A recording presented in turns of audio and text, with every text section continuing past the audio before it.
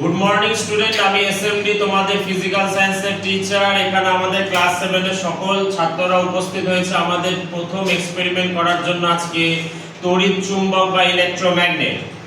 এখানে একটা তড়িৎ চুম্বক বা ইলেকট্রোম্যাগনেট তৈরি করা হয়েছে, যেখানে একটা কিন্তু চৌম্বক পদার্থ, এখানে একটা লোহার স্ক্রু আর নাটের সিস্টেমকে নেওয়া হয়েছে, যেটাকে আমরা তার দিয়ে পেঁচিয়ে নিয়েছি। তার দিয়ে পেঁচিয়ে নিয়ে তার মধ্যে দিয়ে কিন্তু এই যে তারের মাধ্যমে তড়িৎ প্রবাহ কিন্তু চালনা করেছি। এখানে একটা সুইচ দেওয়া আছে, সুইচ দিয়ে আমরা কারেন্টটাকে অন বা অফ করব, ঠিক আছে। এবার দেখো কি করব। দুটো জিনিস আমাদের এখানে জানার বিষয়, সেটা আমরা মনে রাখবো যে একটা তড়িৎ চুম্বক কিন্তু একটা কি হবে, চৌম্বক পদার্থকে যখন আমরা একটা তার দিয়ে পেঁচাবো, পেঁচিয়ে ওর মধ্যে দিয়ে যদি কারেন্টের ফ্লো করি, তড়িৎ প্রবাহ করি, তাহলে ওটা কিন্তু একটা চুম্বকে পরিণত হবে। অর্থাৎ চৌম্বক পদার্থই কিন্তু নিজে একটা চুম্বকে পরিণত হচ্ছে। এই চুম্বকটা যেটা আছে সেটার কিন্তু তুমি মেরু শক্তি ইচ্ছা করলে বাড়াতে বা কমাতে পারো। আমাদের রিয়ন এখানে বলবে যে চুম্বকের মেরু শক্তি কি করে বাড়ানো বা কমানো যেতে পারে। রিয়ন বলছে চুম্বকের মেরু শক্তি বাড়ানোর দুটো উপায়। এক হচ্ছে তুমি পাক সংখ্যা যদি বাড়াও, একটা তড়িৎ প্রবাহ যদি বাড়ায়, তাহলে কিন্তু আমরা মেরু শক্তি বাড়াতে পারি। এখানে একটা ছোট্ট সেটআপ করা হয়েছে তড়িৎ চুম্বকের। চলো আমরা এক্সপেরিমেন্ট করে দেখি যে এইটা কারেন্ট যখন পাঠাবো তখন এটা তড়িৎ চুম্বকে পরিণত হচ্ছে কিনা। তো আমরা এখানে প্রথমে সুইচটা অন করছি।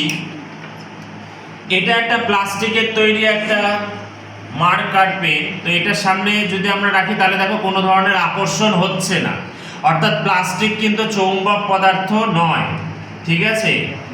এখানে দেখো এটাও প্লাস্টিকের তৈরি, এটাও নিশ্চয় আকর্ষণ করবে না, কারণ এটা চৌম্বক পদার্থ নয়। আমরা জানি চুম্বক কিন্তু শুধুমাত্র চৌম্বক পদার্থকে আকর্ষণ করে। এটা স্টিলের তৈরি কয়েন একটা, দেখো চুম্বক দ্বারা আকৃষ্ট হচ্ছে, লেগে আছে। তার মানে কিন্তু এই তড়িৎ চুম্বকটা সুন্দরভাবে তৈরি করা হয়েছে, যেটা কিন্তু চৌম্বক পদার্থকে আকর্ষণ করছে। এখানে দেখো লোহার পেরেক আছে, দেখি আমরা টেস্ট করে লোহার পেরেকটা চুম্বক দ্বারা আকৃষ্ট হচ্ছে কিনা। দেখা যাচ্ছে লোহার পেরেকটাও কিন্তু চুম্বক দ্বারা আকৃষ্ট হচ্ছে।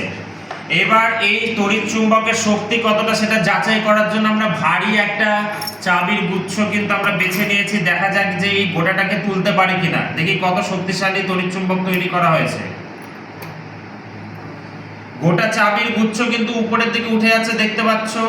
কিন্তু আমি যদি তড়িৎ প্রবাহ বন্ধ করি, নামের মধ্যেই আছে তড়িৎ চুম্বক, যতক্ষণ তড়িৎ প্রবাহ চলবে এটা কিন্তু চুম্বক হয়ে পরিণত হবে।